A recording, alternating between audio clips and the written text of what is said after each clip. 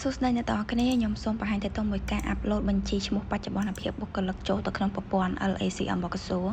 ចាអញ្ចឹងយើងចូលមើលកន្លែងការធ្វើបច្ចុប្បន្នភាពបុគ្គលិកនឹងមកយើងចុចអាប់ឡូតបញ្ជីឈ្មោះ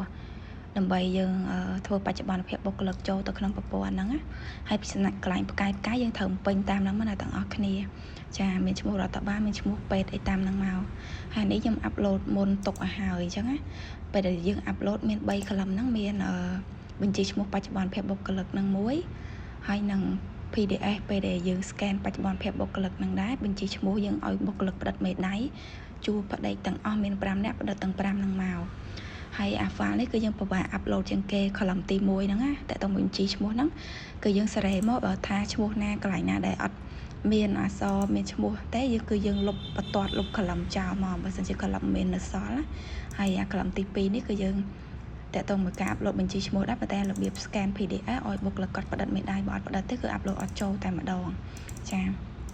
ហើយតើតើមួយការ upload អ្នកទាំងអស់គ្នាបើ upload អត់ចូលហើយអាចចូលទៅសេរី file ហ្នឹងសារជាថ្មី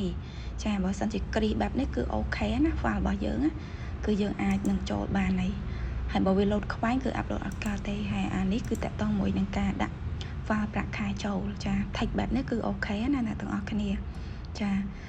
ហើយយើងចុចរក្សាទុកឲ្យបញ្ជូនមកគឺរួចរាល់ហើយយើងចូលទៅមើលអាកន្លែងsystem របស់យើងទៅគឺឃើញឈ្មោះបុគ្គលិកចូលហើយអរគុណ